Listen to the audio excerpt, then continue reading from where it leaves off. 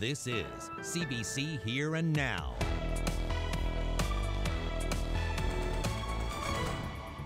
Yeah, we spent 30 years in the fire hall, I guess, all together, him and I. We were always friends. We've been friends forever. Remembering those killed in Nova Scotia's mass shooting as the number of victims grows. Parents have to work together and try to solve these problems. And what happens during custody battles and shared custody during a pandemic? Anthony looks into that angle tonight. Good evening, I'm Carolyn Stokes. Police now believe there are 22 victims from this weekend's mass shooting in Nova Scotia. That's up from yesterday's count of 18 victims. And that's where we start tonight, with the tragedy in Nova Scotia.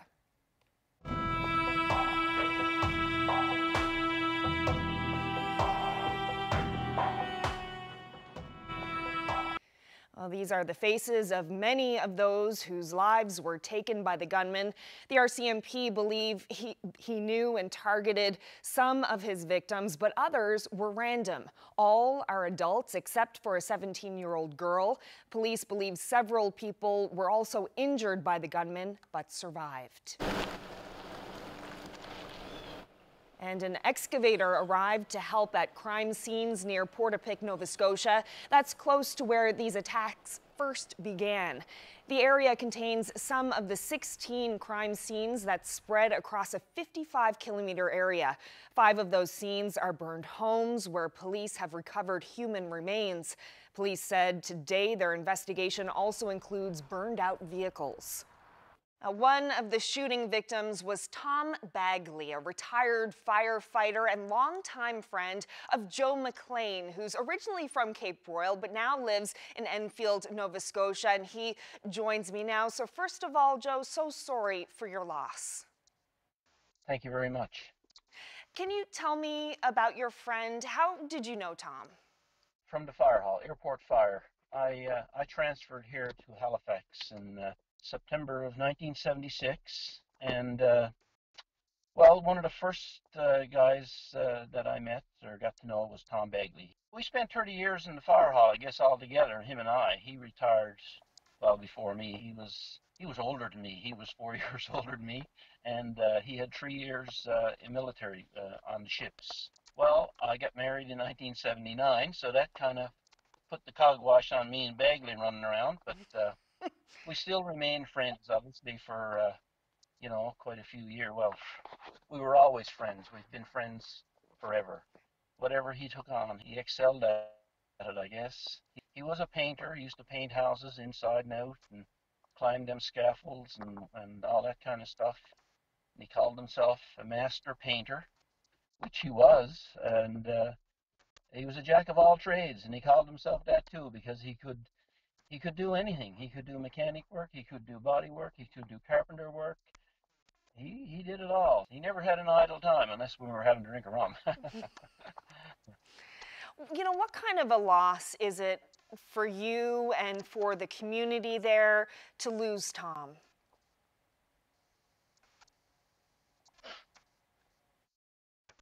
Like I say, my birthday was Sunday and his birthday is today. And for as long as we went together,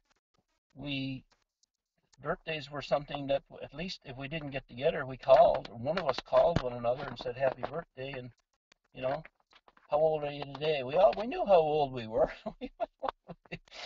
He was 4 years older than me. He was an old man. He was a good fella. He was a good guy to you could have a bit of fun with him, and he knew when the fun was over and when things were serious. And I didn't realize I had the emotions in it. Maybe because I'm getting older, I suppose. I'm getting emotional. That's what my kids tell me. But well, it's an emotional time for so many people right now, and I really appreciate you taking the time to tell us about your friend Tom. Oh, you're welcome. And I know I pray every night, but I'm praying for all those other people that they've found and the ones that they haven't found yet. This is terrible. My sympathy and prayers go to all these people. I'm deeply saddened. Yeah. Many, many people are. Thank you so much, Joe McLean, for speaking with us. Thank you, Carolyn.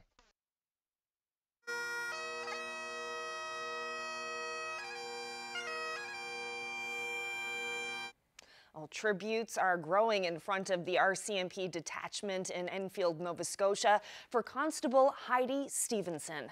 People are paying their respects, leaving flowers and giving thanks for her service and sacrifice. Other makeshift memorials are cropping up in other parts of the province for other shooting victims.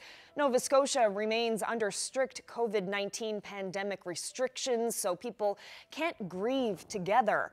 There are plans for a virtual vigil for Friday evening. Constable Heidi Stevenson is being remembered as a hero who died protecting the people of Nova Scotia. She was killed by the alleged gunman during a devastating murder spree this past weekend. She was a 23-year veteran of the police force and a mother of two.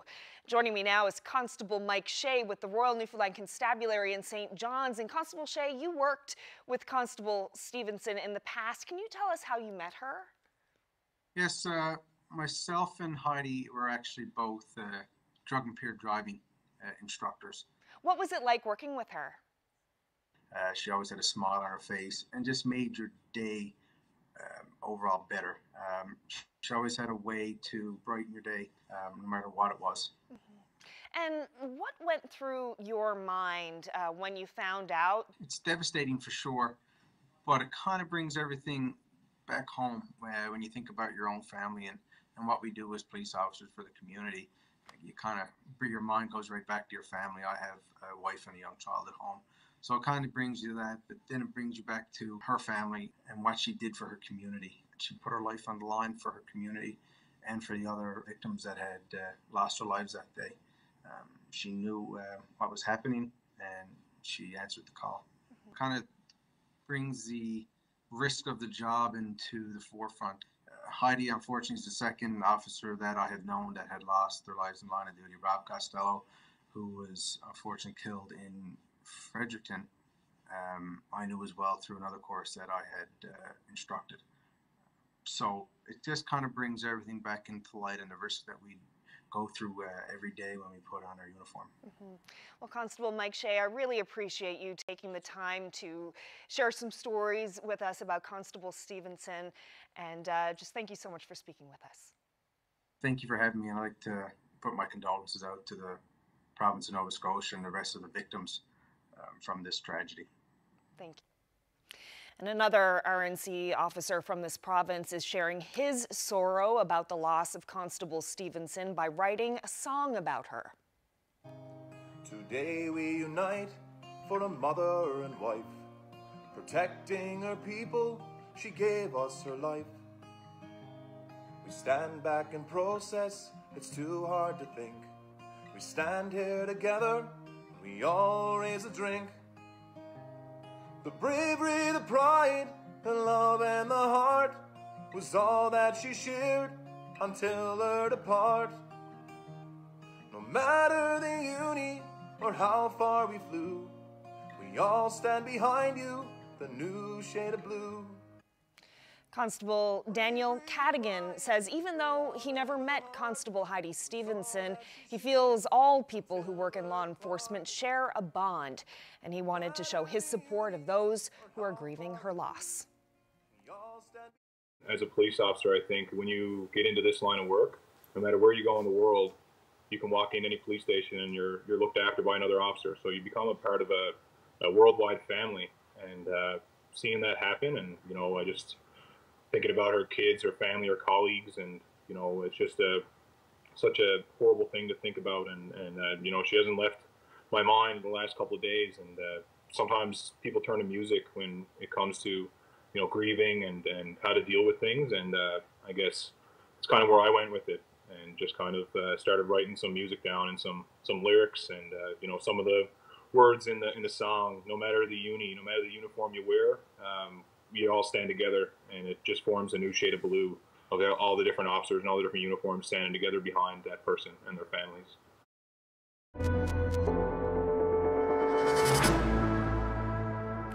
Well, no new cases of COVID-19 in the province today for the third day in a row, and more people are recovering.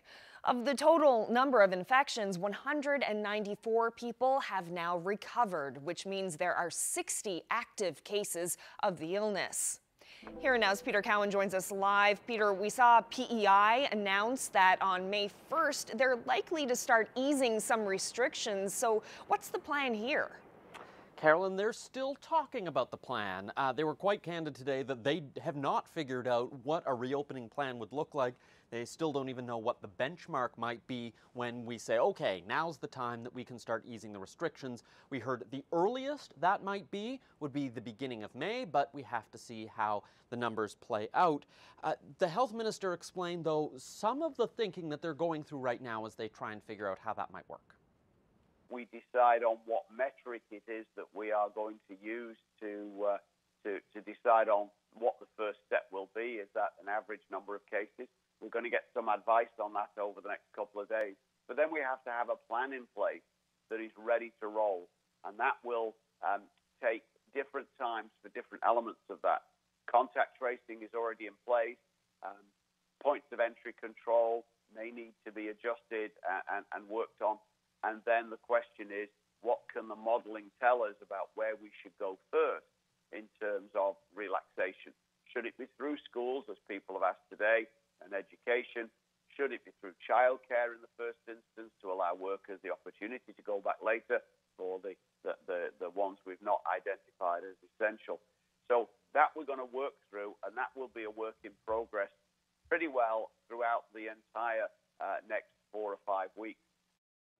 As a comparison, PEI has said that outdoor activities and non-essential surgeries are going to be some of the first things that they bring back. But we did have another warning today, Carolyn, that this is going to be a long haul. In fact, we heard John Haggie say it may be 18 months to 2 years that they may have to keep at least some of the measures in place. Wow. Thank you so much, Peter. That's Here Now's Peter Cowan reporting live from the newsroom. Well, because of the pandemic, Family Court is only hearing urgent matters, and so much has changed. We thought we'd take a look at a pretty tangly issue, and that is what happens with separated parents and who gets the children. Melanie Del Rizzo is a lawyer who practices primarily in family law, and she joins us now. So, Melanie, how tangly are things like who gets the kids in the situation we're now living? I think the general rule is that parenting arrangements are supposed to be respected, but we have to balance that with risks of going between households. So let me give you a scenario. Let's say I'm a spouse and we've got children, but I'm not comfortable because my spouse works, let's say, in a grocery store or some other place where they're coming into contact. Even though I know I'm supposed to give my spouse the kids for a weekend or every 2 weeks, and I say, no, I'm keeping the kids, what happens then? Children need to have as much normalcy as possible during this time. They've lost school, they've lost access to their friends, they've lost access to their grandparents, and losing that meaningful contact with the other parent, as long as risk can be minimized, is really not in their best interest. So you have to really balance things. Everybody has to communicate. All public health protocols have to be met. You have to know what's going on in the other household to alleviate people's concerns, and I appreciate it. Now is the time that people want their kids home with them, and they don't like to have them outside of their care, but we have to consider their mental well-being as well. So if on the one hand we have a judge saying, here's the parenting agreement, it's obviously a legal document, and we have a public health officer saying you have to stay home, which one wins? Which one trumps which here? Well, it's always an individual assessment, and it's going to be an assessment of risk. So if you have parents that are in a regular situation where both are sheltering at home, you know, the idea is that the parenting arrangement should be respected. But if you have a situation where, for instance, if you have a child at increased risk, the child has an underlying health concern that may make them more susceptible to negative effects of COVID-19, then that has to be considered as well. Parents have to work together and try to solve these problems. And if, in fact, it's deemed that a child's in the child's best interest to stay in one place, then you have to look at maybe getting technology involved and having FaceTime access and having that kind of connection to maintain the connection to the other parent. I know we're going to talk to you again tomorrow, but if this goes on for a couple of months, before things get back to anything resembling what used to be, and who knows if that's actually going to happen, how difficult is this going to get as far as your caseload gets when things sort of wind down? Well, I can tell you during the week that the courts were closed during Snowmageddon, in my 25 years of practice, the week following that was my busiest week that I've ever had. We're really going to have to work very, very hard to clear the gridlock once this is all done. Okay, obviously there's also a case to be made that the courts need to get maybe a little more modern, and you and I will talk about that tomorrow on Here and Now. We'll talk to you then. Okay, thank you.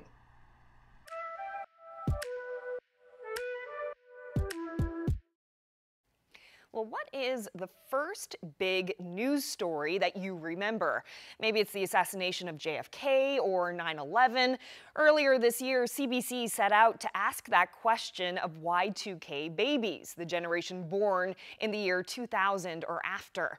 Then COVID-19 hit. And that generation's first big news story became painfully obvious. Here's part one of Generation 20.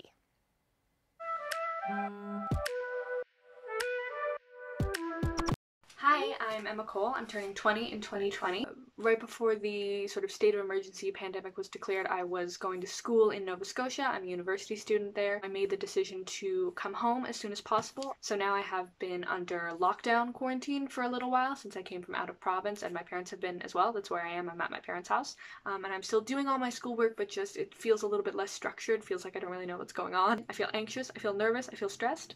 I was stressed about school to begin with, and then on top of this, I have this uncertainty of not knowing how the next few months or years are going to play out. My birthday is actually a week from now, and obviously I'm not going to be having friends or family over, so I think I'm just going to have a low-key celebration. I might bake myself a cake, play some board games, maybe Skype a few of my friends just to say hi. I don't really think that the COVID-19 pandemic has changed my perspective on the world as much as it just affirmed things that I already knew, like governments kind of suck, billionaires are the worst, but you can always depend on like your people and your community and your family in times of crisis.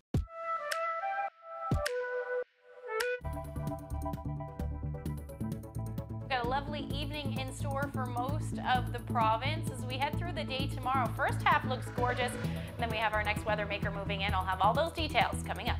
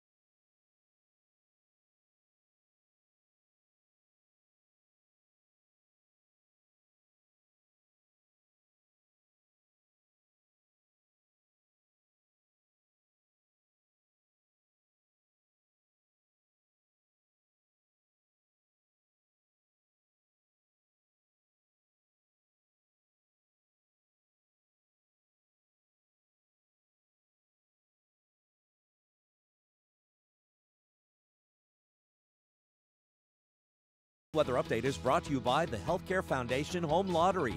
Bonus deadline is midnight, Friday, May 15th. Order tickets now at hcfhomelottery.ca.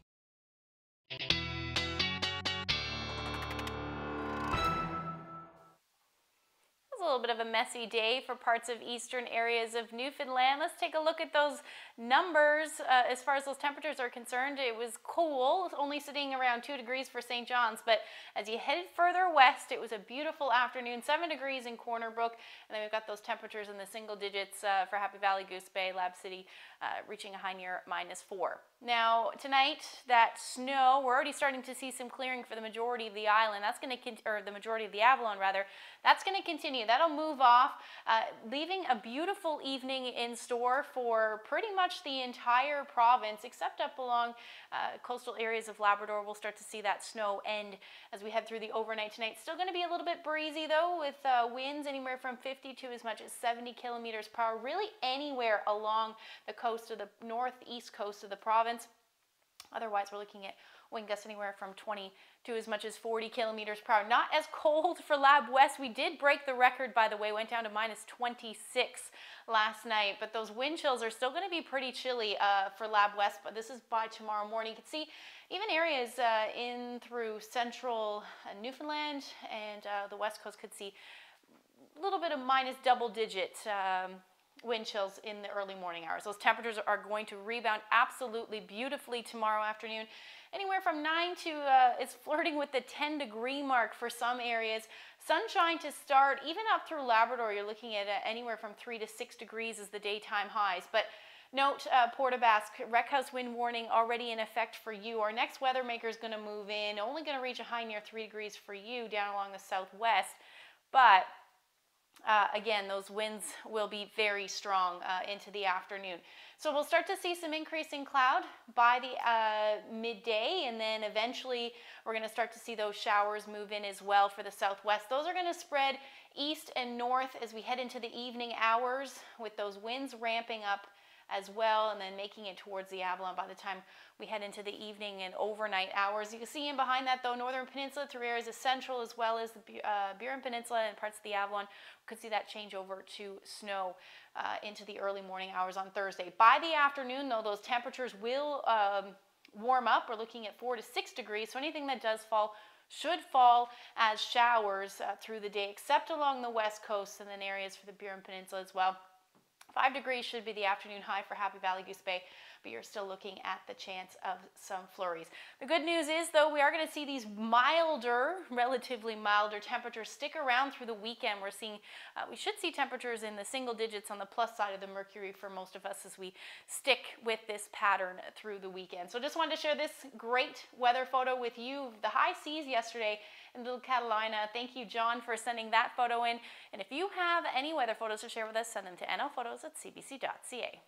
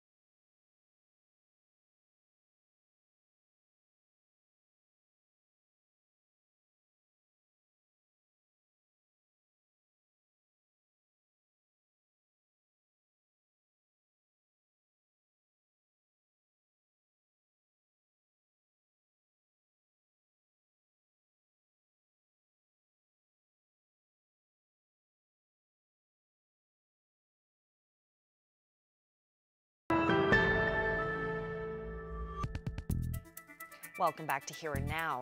The Information and Privacy Commissioner says government did not have an obligation to disclose information about the salmon die-off on the South Coast last year. Legislation requires government to release information about something that's created significant harm to the environment or to health and safety. In his report, Michael Harvey says government was not required to release the information. He did note that there were no written records of briefings between officials and the minister, but said even if the department had documented this info, there's no evidence it would have met the criteria requiring it to be disclosed.